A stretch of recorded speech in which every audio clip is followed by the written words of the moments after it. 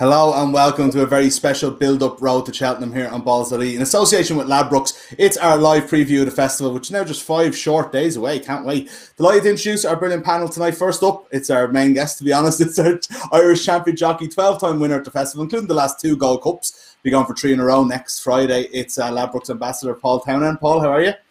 Yeah, very well, thanks. And yourself? Not too bad now, not too bad. Excited for next week, as I'm sure you are yourself.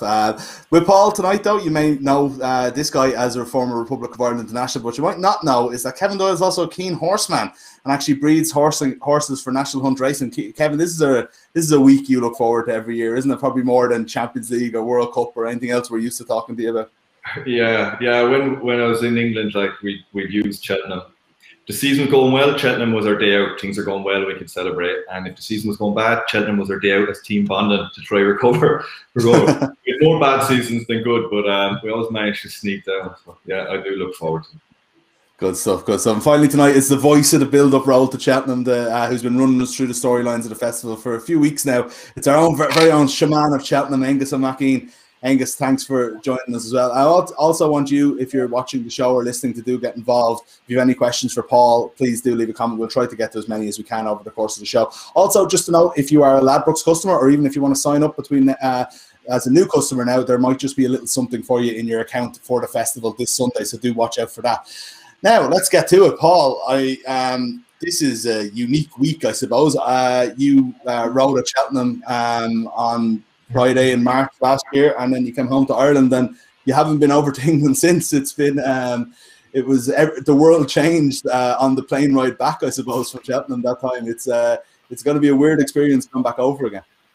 It has, and I suppose it's been a long year, but it's hard to believe Cheltenham's come around again already. It's our biggest week of the year. And obviously we're going there with a good team of horses this year, and we can't wait to get over there. I suppose this week is probably the hardest, the build up, and everything's so busy trying to organise things this year with different just the structure of everything is so much different with COVID and all. But we're here and we're raring to go, and we can't wait to get over there Sunday afternoon. Yeah, how much do you know about the setup of what's going to happen? I'm hearing a lot about lots of different bubbles. I don't know if the jockeys are in one on their own. Will you be able to interact properly outside of the actual races with the English-based jockeys, or is it going to be pretty much business? No, we the Irish jockeys are going to be based in the main weigh room, we'll say. The English jockeys are going to be in a separate room, and we're in an Irish bubble over there. It's the same for the stable staff, and we have plenty of unpleasant COVID testing done before we get there, and it's going to be consistently done. So no, we're very much in our own bubble, and we're confined to the race course for the duration of the week.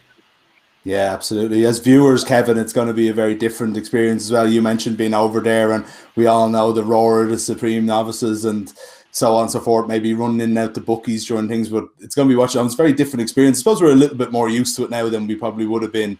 This is the full circle, I suppose, of a weird year of sport in general.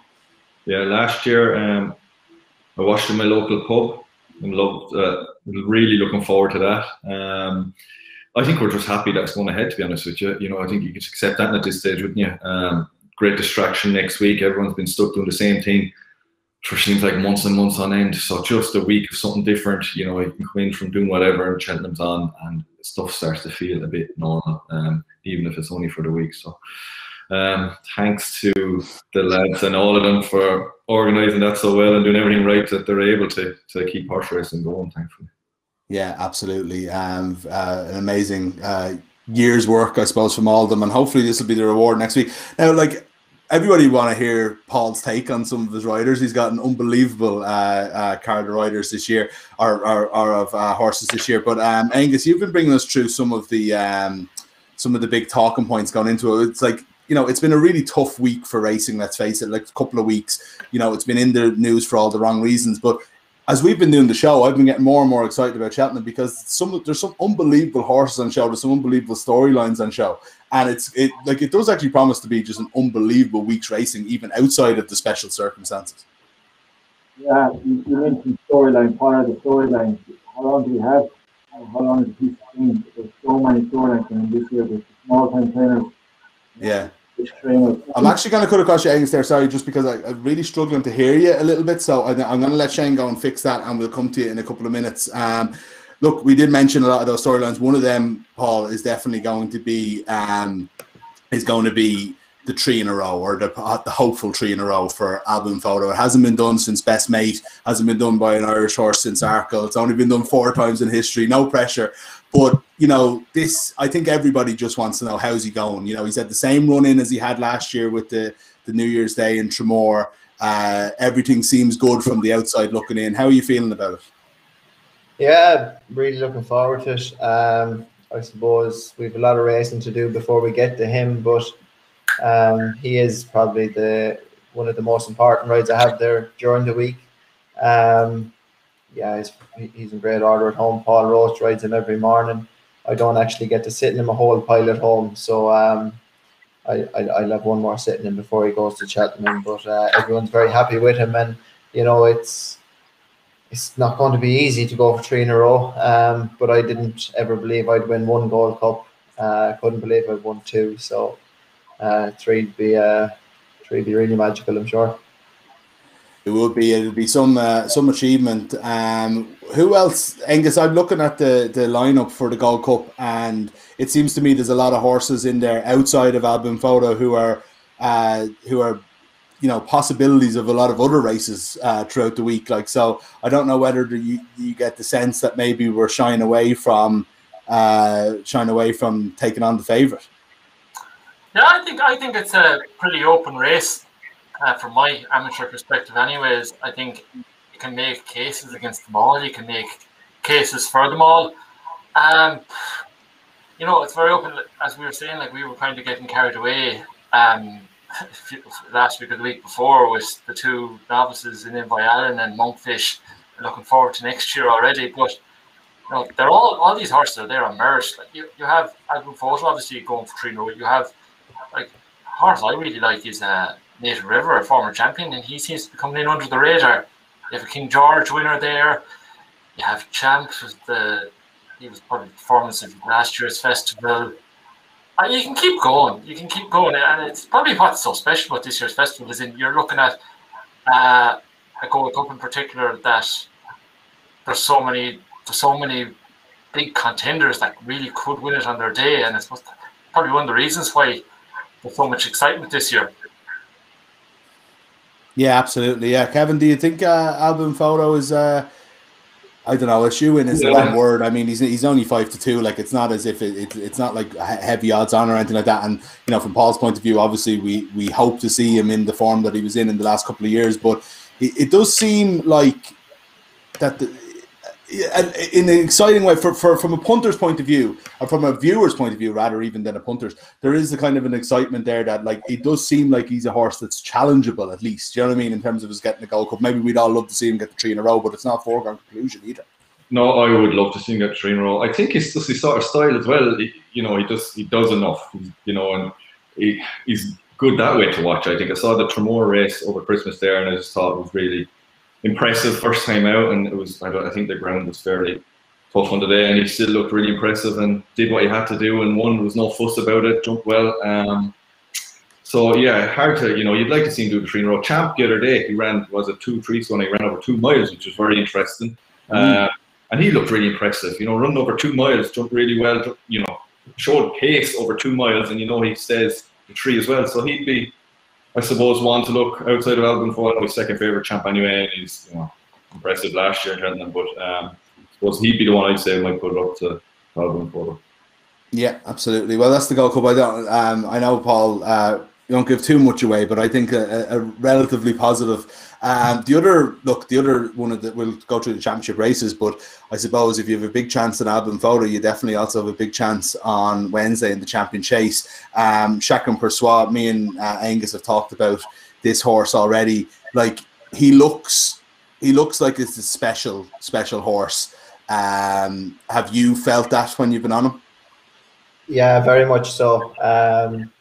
I suppose his performance in Leopardstown at the Dublin Racing Festival the last day was explosive, and you know, he's a real bit of swagger about him. He wasn't overly impressive in his first run this year, blowing Cork in the hilly way, but he found a way to win.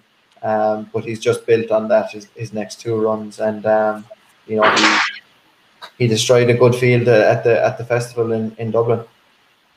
Yeah, absolutely. Yeah, and look, he's Angus. He's just someone that like consistently impresses you. You know, it's like when you're looking at an odds-on favourite against Altior, you know, who might not be at his best and might not be the horse of old, but still, it's like this is a chance of a serious champion chase horse. You know, one of the ones that like we've talked about over the years that, you know, that made the name of that race. You know, obviously this is the first time out of it. He has to go and do the job, but we're already, again, maybe getting ahead of ourselves, like you said earlier on about other horses, but that's the feeling going into this, isn't it?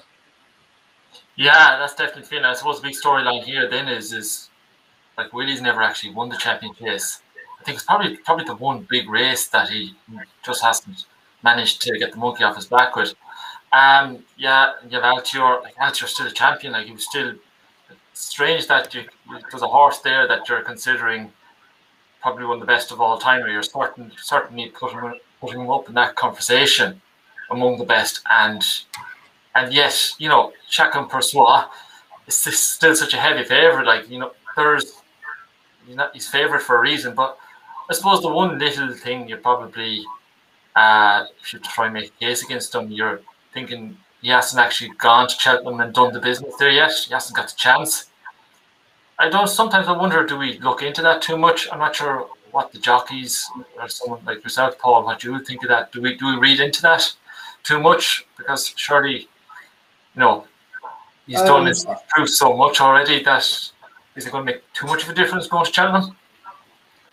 I think novices, you can probably read into a little bit more. Chacun's a seasoned horse, albeit he hasn't done a lot of travelling. He was there last year and ready to run until he picked up a little injury the morning of the race. So you know, he's been there without running, and he's a relaxed horse. He's a very straightforward ride, so I can't see that being a worry for him. You know, if you have a young bumper horse or a novice that you know, is still learning his trade, you could probably read into it a bit more then. But Chacun's an ultra professional at this stage, and I'd be shocked if Cheltenham got to him. And obviously you don't have the crowds there this year, which will be a big factor again for some of these horses.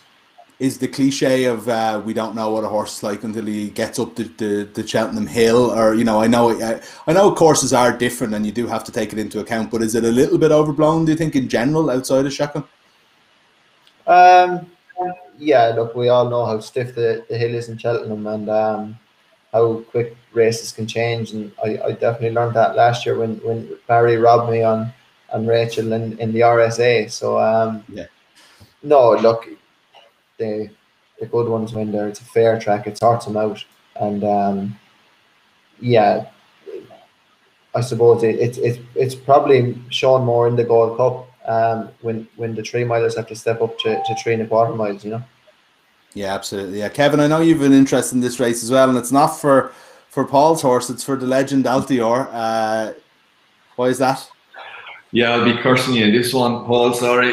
The one race I have Altior's half brother, so I'd like to. Altior, listen, he's done everything anyway. It doesn't make that much difference, but it's nice to keep him there in the headlines. You know, every little helps when I probably come to sell him next year. So I think Altior is good value, to be honest with you. He was 8 to 1. I backed him myself at 8 to 1. He might come in a little bit, but as much been off. And right, Chacun is rightly the favourite. He's been very impressive, but I just think Altior might have one last. He's undefeated in Cheltenham. He didn't run last year. You know, he's 4 wins in Cheltenham, 4 years on the bounce, 2 champion chases. I think he's been a little bit harshly wrote off. He's 11, obviously, and he hasn't ran as well. He's only ran once this year. He ran fine first time out. I think he came second in a good race with Negra, his 3rd favourite, beat him on the day. And it'd be interesting to see. Pity he was meant to run a few weeks ago in that race that Champ came second in. Be interesting to see what he's like. You listen to Nicky Henderson; he seems to be pretty buoyant about him. Says he feels like he's back training like he he's enjoying it again. So at 11, the age, I suppose, the only thing is against him a little bit, but I still think I have a feeling he has one last go. Anyway, I think at the odds, he's worth a bet. Anyway. Yeah, Paul, what do you reckon about that? He is trained by a Cheltenham hero as well, and Nicky Henderson. You know, you can be certain sure he'll be 100% humming come the champion chase. And his record around Cheltenham speaks for itself as well. So I'd agree with Kevin. He's probably been written off in the back of a couple of defeats, but you know, he's 11. He'll still give us something to think about, I'm sure.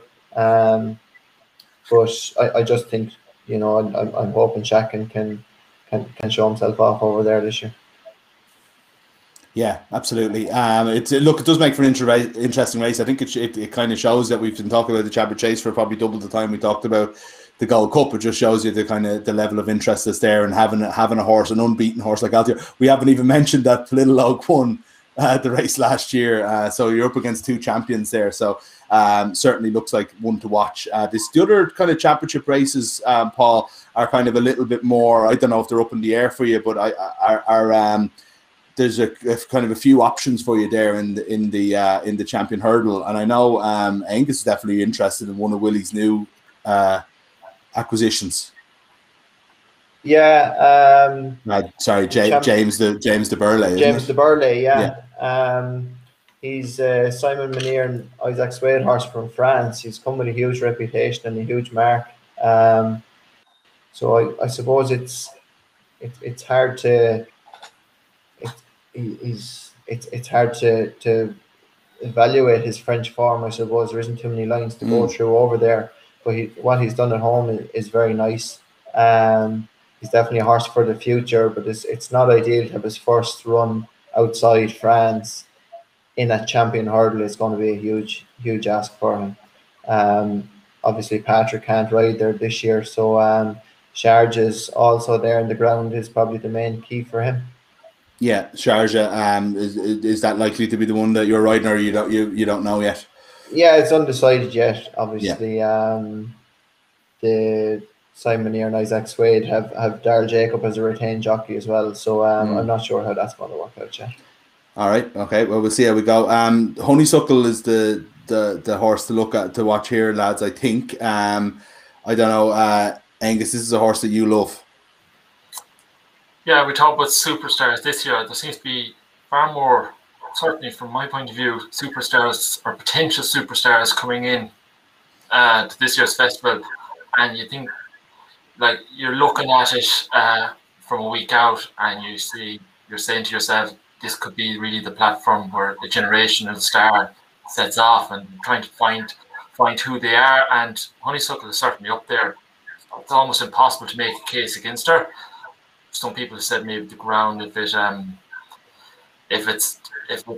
quickens up a bit, that maybe something, I don't know, just been beaten. What is it, 6 grade ones against Epitant, another champion, another unbelievable mare. You have someone like Goshen there, who's in any normal year nearly be talked about as a banker going into a Champion Hurdle. It's been sensational, and it's nearly been down to a 2-horse race. But after last year's performance and last year's season, I think Goshen has to be mentioned, and especially the fairy tale side of it after what happened at the last Vince.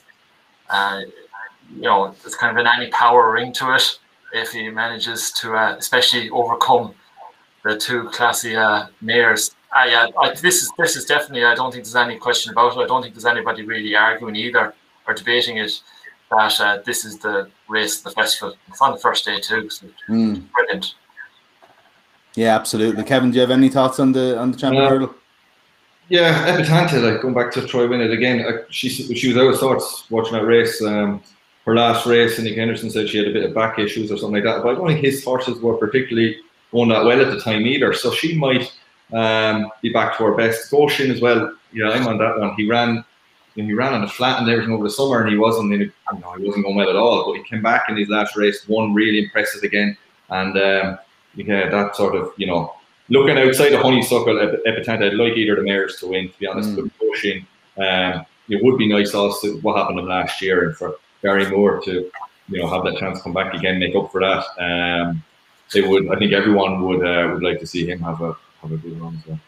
Yeah, I'm hearing a lot of noise about Goshen at this stage. Like, people just kind of have this sort of feeling for him. I wonder when we get closer to Tuesday if the price will look a little bit different than it does now, if people are kind of backing that hunch a little bit.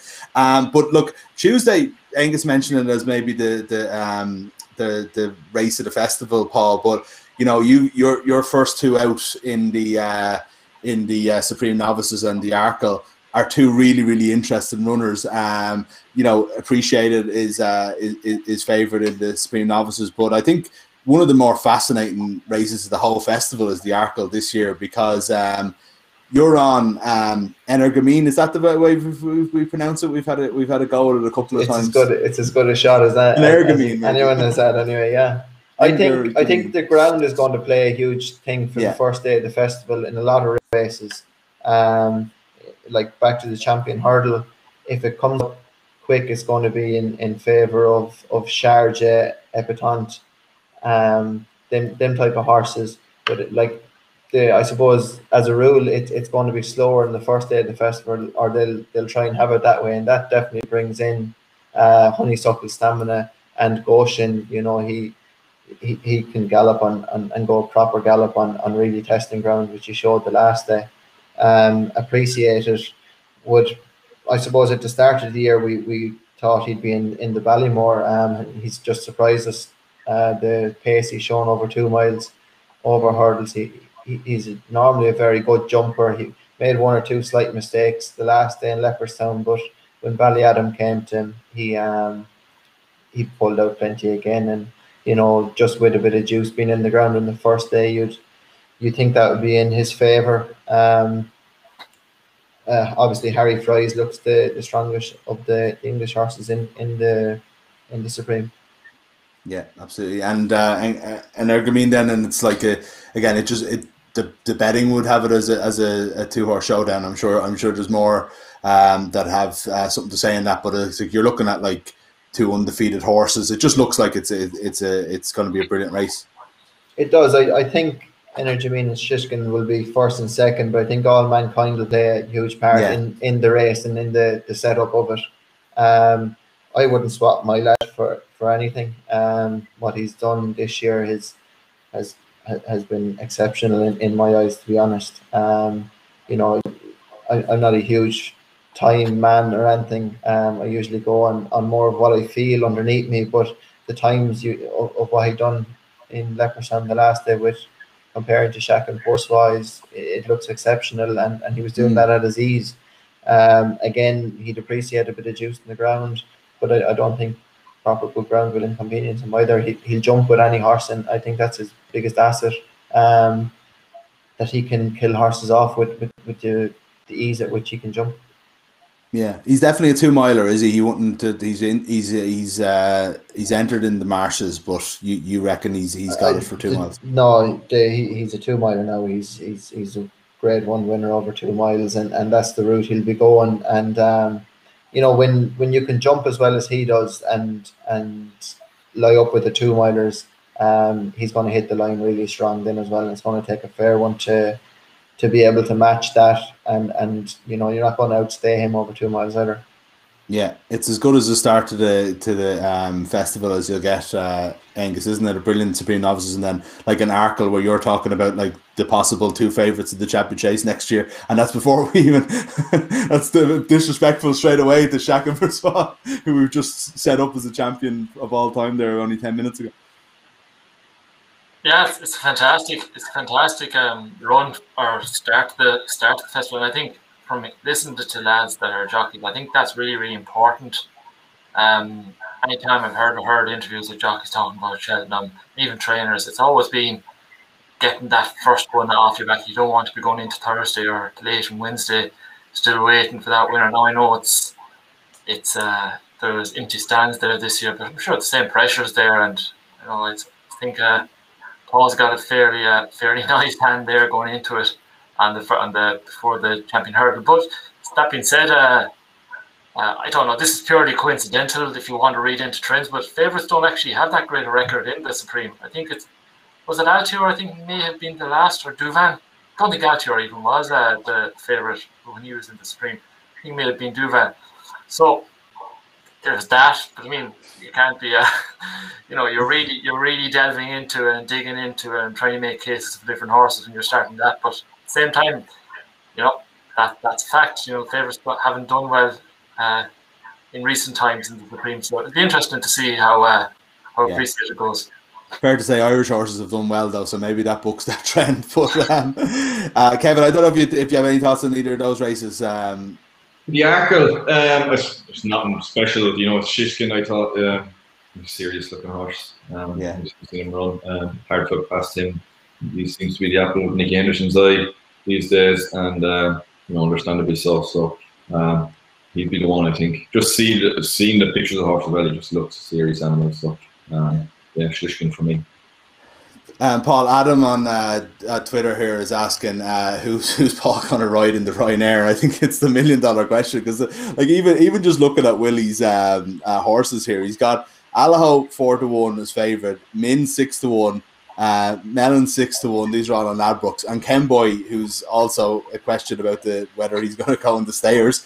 Very, very different from the Ryanair Chase, but he's entered in there at 7-1. So 4 horses to choose from, all under 8-1, is kind of you'll never have a choice like this again for a race, would you? I suppose it's a dream situation, but it's a fair headache as well. We'll sit in them all again before we go there, and they all have to get there as well. I suppose to break it down, Min was last year's Ryanair winner, so he's the title holder. He's obviously a year older this year. Mellon, it's his time of year. He always runs a cracker in Cheltenham, but is yet to win there.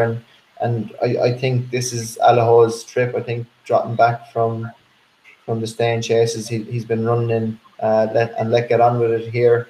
We'll see him to his strongest as well. So it is a headache, and I won't be deciding until the last minute, but hopefully they can all get there, and hopefully we're on the right one. Can I ask Paul a question there, Mick, on that one? Oh, for Kevin, yeah. Yeah, because he wouldn't tell me off air. It was Adam asking that question. He said nothing to me off air either, Adam, so don't worry, it's not just you. But I just wondered, in that situation where there are 3 or 4 good horses there and you're not sure, would you leave it till I'll have one last ride out on him in the few days before, and whatever feeling I get off either one of them? Is it as simple as that?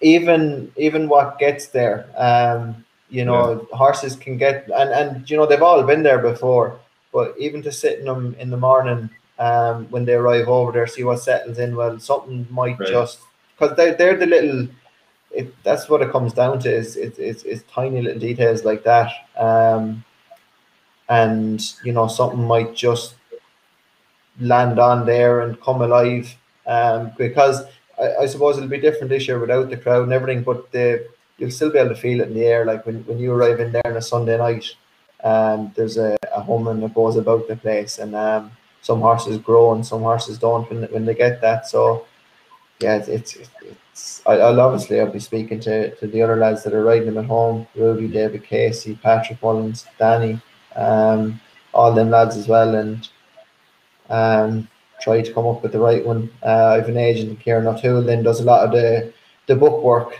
and we usually sit down and go through it and see if we come to an agreement. We'll get to your tips in a couple of minutes. I think that's, by the way, absolutely fascinating as to how that process works. But just on we'll get to the tips now. Actually, I think there's just too many races we haven't got to, but we'll never get through them all. I want to get a tip of the week for each of you. A nap of the week, I suppose, is the term, and then maybe just a horse to watch that might not be on everybody's radar. Angus, start with you. What's your tip of the week? Tip of the week, I think if you wanted an absolute banker, I'm definitely in the Envoy Allen camp, but I still think an each way flusher on Native River in the Gold Cup, I think he's very, very reliable. If heavy ground, I don't think he's going to be caught. I think he's just going to love that, and the rest of the field will be looking at his backside. go around, and that'll be it. I think even if it's quick ground, I still think he'd hit the frame. I just think he's very consistent, and he's not too old yet. He's only 11. I know they don't have a good record in the race, but 12-year-olds have ran in the race before as well. So yeah, so I'd have Mail River each way. I think that'd be my nap of the week, and I'm kind of trying to judge Paul's body language here as well and his reaction. For a horse to watch, I think Salsoretta has. If you look at form this year, it looks terrible. It looks fell and then came last, but like fell at the first. I think you can excuse that in the first race she ran this year, and then came last in the last race she ran. And I mean, obviously, I think you can excuse that, and that she's not that bad after. I think was unbeaten last year. So I think, in the Mayor's Chase, I think she's been ignored. I think, come back to Cheltenham. I don't know how she's feeling at the moment, Paul, but I think she's 16-1 or something like that. I think it's worth a look. Yeah, she's probably most effective with a dig in the ground. Obviously, David, she fell at the first in a handicap at the start of the year, and her run the last, it was too bad to be true. This is the race that she's been trained for, and I'd agree she is being overlooked by obviously the presence of Ellie May and a few more of minute. But any rain that falls will be a huge help to her over in Cheltenham anyway, definitely. Kevin, I want to get to yours, but just Paul, the one thing I forgot to mention, and it was Angus mentioning NVLN that reminded me of it. But Monkfish, Angus has already got me wanting to ask you who you're going to pick in next year's Gold Cup. But more so, should anyone be concerned, or is there anything to worry about with Monkfish going over? He's 8-13. He's going to be a lot of people's banker. Yeah, no, he's one of the rides I'm most looking forward to, I suppose, during the week. He just, like, at the moment, the sky's the limit for him. He seems to be growing up and improving the whole time. He's touch wood, and I don't want to put the mockers on him. He's a very good jumper, sound jumper. He travels, he's been there, he stays. Yeah, just please God, he gets there in one piece and everything goes right, and we can keep it as simple as we possibly can now. Absolutely, yeah. Gone in the Brown Advisory, which I think is the former RSA chase on Wednesday. Kevin, nap of the week, and I know you've got a cool outside bet.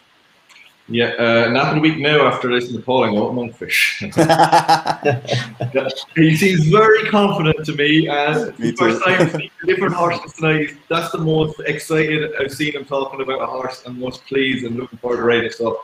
You know what, the race, like, it's such a good, it's Cheltenham obviously, but every race you could make a case for a number of horses, and it's so difficult to pick a nap. It's hard to say there's a nap in any race. So I'm, just listening to him, that's swayed me just to go with Monkfish there. But for an outside bet, I'm going in the bumper. I was trying to get off Paul, who was riding in the bumper, but he won't be riding this one. But it is trained by Willie, a horse called Cool Jet. He won a bumper in Clonmel, I think, really impressively, probably a month ago, in heavy ground. And he's closely related to a horse called Cousin Vinny, who won the champion bumper a number of years ago. And I have that pedigree. I have his mother's sister. So that's why he popped up on my radar. I watched him in that bumper race. I thought he was really, really impressive that he won so easily. And for 33-1, just for an outside bet, I think he's a bit of value. I think Willie wins the bumper a lot, but it doesn't seem to be always with his favourite. So there you go. Yeah. There you go, Cool Jet. Kevin's horse's nephew is the one to look for. Oh my God, yeah. Love it. Okay, great stuff. And Paul, then, what are you looking at? This is always a tough question for someone who's involved. Yeah, look, I'm looking forward, obviously, to the week in the hole and trying to get a winner there as quick as we can, which you touched on earlier on. I suppose I think Shaq and Porspa, I'm really looking forward to him. I hope he can get there, and I think for the horse's sake, as much as anything, that he can show off his true talents. He got so close to getting there last year.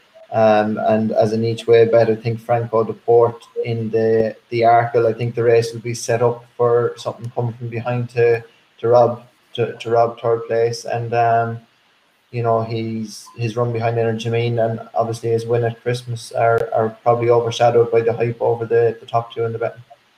Right, that's a brilliant one, and also probably leads us to believe that he's going to go with the Arkle rather than the Marshes as well. I presume so. Yeah. You know, he's a Grade 1 winner over 2 miles, and really, yeah, really likes to stick that way. So I'd be shocked if he went somewhere else. Brilliant. Well, listen, thanks so much for your time, and best of luck next week, because I think we're all behind you. There's you know, you have a great chance. I think I counted that you have the choice at least of 13 favourites. So I hope they're all behind me next week as well. We're all behind you until we're back against you anyway. Like, so Kevin's not behind you in the champion chase and so on and so forth. But thanks so much, Paul, and genuine best of luck next week. And thanks a million to Angus. Thanks about to Kevin. Kevin has been we'll be back on talking about Liverpool's demise next week. About football, mate. I know just as little about horses as I do about soccer, so it's fine for me. It's going to be a fun week next Tuesday. We'll get you on one of the days to talk about Premier League, and sure we'll end up spending the whole time talking about Cheltenham. Is that a deal? That's put a smile on my face, though. Yeah. Very good, very good. Well, listen, thanks a million also to Ladbrokes for being sponsored with us for so long here and for being behind all our Cheltenham coverage. Don't forget, if you are a Ladbrokes customer or if you want to sign up now, you can check into your account. There might be a little something there for you for the festival on Sunday. Also, if you are having a bet on Cheltenham or anything else at all, please do always gamble responsibly and visit dunlewy.net for more information. Thanks again to Paul, to Angus and to Kevin, and enjoy Cheltenham. It starts next Tuesday. We'll talk to you soon.